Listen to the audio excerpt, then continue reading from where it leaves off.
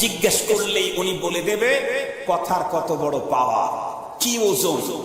সে বাংলাদেশের সীমানায় বক্তব্য দেয় নাই, 7 সমুদ্র 13 নদী পার হয়ে আমেরিকার জমিনে একটা বক্তব্য দিয়েছিল। এই বক্তব্যের ওজন এত সাংঘাতিক, তার মন্ত্রিত্ব গেল, এমপিত্ব গেল, দলীয় পদ চলে গেল। এখন দুদকের মামলায় গ্রেফতার হয়ে আছে। জামিনের আবেদন দিলে সেটা ফেরত দেয় আদালত। ঠিক বললাম না ঠিক বললাম? জোরে বলেন। এই একটা কথা তার জীবনকে একদম চেঞ্জ করে দিয়েছে। মনে রাখবেন, এই কথা বড় সাংঘাতিক সিরিয়াস। এই কথাই একটা কথা একজন মানুষের 100 বছরের সূর্য পূজার অপরাধকে ক্ষমা করে জান্নাতের টিকিট কিনায় দিতে পারে। একটা কথা একজন মূর্তি পূজকের 100 বছরের মূর্তি পূজার অপরাধের ক্ষমা করে জান্নাতের বর বানায় দিতে পারে। সে কথা হলো লা ইলাহা, কথা বলেন লা ইলাহা ইল্লাল্লাহু মুহাম্মাদুর রাসূলুল্লাহ। এই কথাই তাকে জান্নাতের বর বানাবে। আবার মুখের একটা কথা 80 বছরের সব ইবাদতকে ভিনিশ ভিনিশ করে ঈমানকে নষ্ট করে জাহান্নামে আসামি বানায় দিতে পারে। এই কথা, এই জন্য কথা বলার আগে আমাকে ভাবতে হবে, বিশেষ করে আমার কথার দ্বারায় যেন কেউ কষ্ট না পায়। এই জন্য মা বোনদেরকে ডেকে বলবো, মা তুমি কখনোই তোমার শ্বশুর আর শাশুড়িকে কথা দিয়ে কষ্ট দিও না, তোমার স্বামীকে কষ্ট দিও না।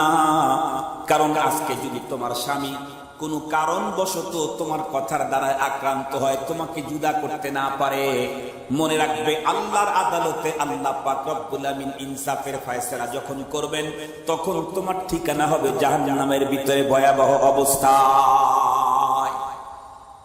বিশ্বনবীকে জিজ্ঞাসা করলেন ফাতেমা রাদিয়াল্লাহু আনহা, আব্বা জান, এরপরে আপনি আর নারীদেরকে কেমন কেমন দেখলেন?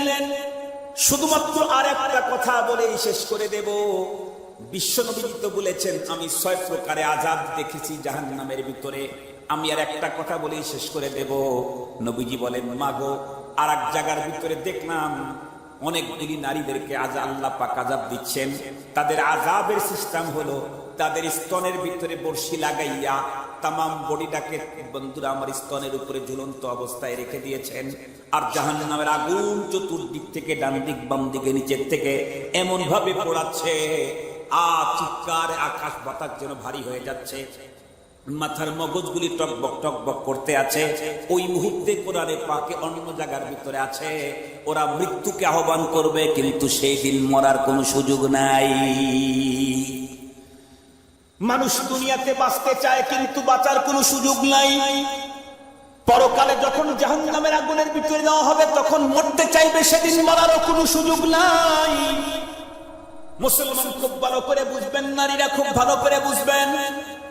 এই কথা শোনার পর ফাতিমা রাদিয়াল্লাহু তাআলা আনহা ডেকে বললেন, আব্বা জান, এই নারীদেরকে কবরের আকাশী জাহান্নামের ভিতরে এই ভয়াবহ অবস্থাতে শাস্তি দেওয়া হচ্ছে কোন অপরাধের কারণে? বিশ্বনবী তখন উত্তর করলেন, মা, এই সমস্ত নারী হলো ওই সমস্ত নারীরা যাদের অপরাধের ভিতরে একটা বড় অপরাধ ছিল, স্বামী থাকতে তারা এনজয় করার জন্য ভিন্ন পুরুষের সঙ্গে সম্পর্ক রেখেছে। আপনারা বলুন তো দেখি, বর্তমান আমাদের সমাজে এই রোগটা কমতেছে না বাড়তেছে? একটু জোরে বলেন, জোরে বলেন। এই রোগ দিন যত যাচ্ছে চূড়ান্ত ভয়াবহ মহামারী আকার নিচ্ছে। আপনারা শুনলে অবাক হয়ে যাবেন। আদালতে গিয়ে দেখেন এখন অধিকাংশ কেসই হলো দাম্পত্য জীবনের কলহ নিয়ে। আমাকে তো এক চেয়ারম্যান সাহেব স্পষ্টই বললেন, হুজুর, কি উন্নয়নের কাজ করব? কেন? এই মোবাইল ফোনের জ্বালায় আর এর গজবে পুরা সমাজ আজকে শেষ। প্রতিদিন সকাল 10টা থেকে শুরু করে রাত্রি 2টা পর্যন্ত মোবাইলের বিচার করতেই সময়। উন্নয়নের ফিকির করব কখন? এই জানোয়ারটা আবিষ্কার হওয়ার পরে মুসলিম জাতির চরিত্র চূড়ান্ত অধঃপতনে চলে গেছে।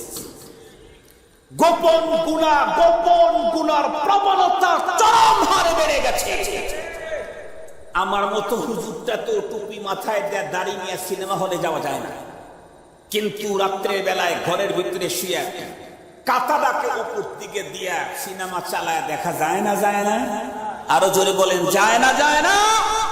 এই যে গোপন গুনাহ, দাড়িওয়ালা টুপিওয়ালা, এই যে গোপন গুনাহ, বৃদ্ধ বয়স্ক মাঝামাঝি বয়স যারা, তারা কখনোই সিনেমা দেখতে যাইতে পারতো না বয়সের কারণে, দাড়ির কারণে, টুপির কারণে।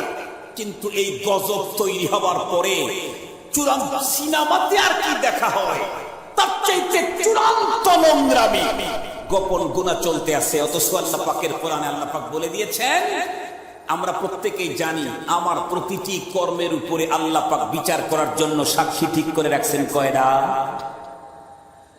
কথা বলে না। 4-5 মিনিটে শেষ করে দেব, আপনাদের কথা বলতে হবে না। আর জীবনে যদি কথা বলে না, চুপ করেই থাকেন, তাও ফায়দা হয়। সম্মানিত হাজিরিন, আল্লাহ পাক রব্বুল আলামিন গোপন গুনাহ জানেন না? জানেন না?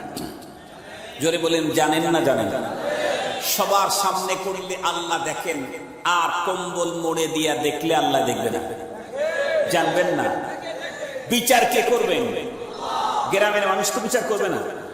তো যিনি বিচার করবেন তাকে দেখে অপরাধ করার চাইতে বোকামি আর কি হইল? যিনি বিচার করবেন তাকে দেখে অপরাধ করলাম, এর চাইতে বড় বোকামি আর কি হয়? মুসলমান ভাইরা রে, আমার কথাগুলা দিল দিয়ে বুঝবেন। এই মোবাইলের কারণে বন্ধুরা আমার, এই তো কয়েকদিন পূর্বে সম্ভবত পেপারের ভিতরে দেখলাম একজন পুরুষ করছে কি বন্ধুরা আমার, সে তার স্ত্রীর গোপন সম্পর্কটা ধরার জন্য নিজে বোরকা পরে এক স্কুলের ভিতরে ঢুকে গেছে, কলেজের ভিতরে ঢুকে গেছে। পরবর্তীতে বন্ধুরা আমার, সেইখানকার লোকেরা যখন তাকে ধরে ফেলছে, দেখতেছি কি বোরকার ভিতরে পুরুষ মানুষ। পরে ওই ছেলেটি বলছে, আমার স্ত্রী সে অমুক পরীক্ষা দিতে এসেছে, সে পরকিয়া করে, আমি সন্দেহভাজন তার প্রতি, তার মুহাব্বত আর ভালোবাসার বিষয়টা আমি চুপ করে দেখার জন্য এ কাণ্ড করেছি। শুধুমাত্র তাই নাই বন্ধুরা আমার, ঘরে ঘরে চূড়ান্ত অশান্তি। স্বামী সন্দেহ করতেছে স্ত্রী, স্ত্রী সন্দেহ করে স্বামীর উপরে। স্ত্রীর বন্ধুরা আমার, স্বামীর ফ্রেন্ডশিপের ভিতরে 44টা আছে সিরিয়ালে, স্ত্রীর ফ্রেন্ডশিপের ভিতরে 46টা আছে না নাই? এও যেমন সেও তেমন।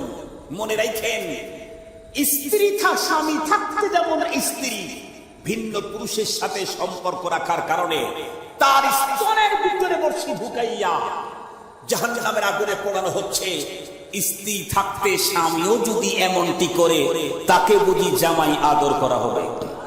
কথা বলেন না কেন? তার জন্য বুঝি জান্নাতুল ফেরদাউসের বাজেট হবে? কোশ্চিন কালেও না, কোশ্চিন কালেও না। আল্লাহ পাক রব্বুল আলামিন কোরআনে হাকিমে স্পষ্ট বলে দিয়েছেন, ইয়া আইয়ুহাল্লাযীনা আমানু, তোমরা যারা আমাকে সাপোর্ট করো, আমার উপরে ঈমান এনেছো, কু আনফুসাকুম, তুমি তোমাকে রক্ষা করো, ওয়া আহলিকুম, তোমার পরিবারকে রক্ষা করো নারা, জাহান্নামের আগুন থেকে। সম্মানিত হাজিরিন, এইজন্য মা বোনদেরকে বলতে চাই, পুরুষদেরকেও বলতে চাই, জীবন আল্লাহর দেওয়া আমানত, যৌবন আল্লাহর দেওয়া আমানত।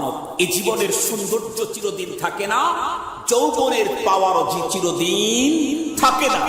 একটা সময় এসেছে, আমি যদি নিয়ন্ত্রণ করতে পারি, যৌবনের সৌন্দর্যটাকে যদি হেফাজত করতে পারি, জীবনের সৌন্দর্যটাকে যদি রক্ষা করতে পারি, যৌবনটাকেও যদি কন্ট্রোল করতে পারি, আমার রাসূল তো আমাকে বলে দিয়েছেন, তোমাকে জান্নাতে নেওয়ার জিম্মাদার মুহাম্মাদুর রাসূলুল্লাহ সাল্লাল্লাহু আলাইহি ওয়াসাল্লাম। এজন্য আসুন আমরা আমাকে এবং আমাদের পরিবারকে জাহান্নামের আগুন থেকে রক্ষা করি। আল্লাহ পাক আমাদেরকে তৌফিক দান করুন, জোরে বলেন আমিন।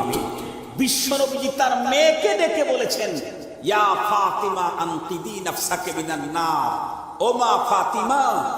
নবীজির তো মাই হন, নবীজির কি হন? মা হন।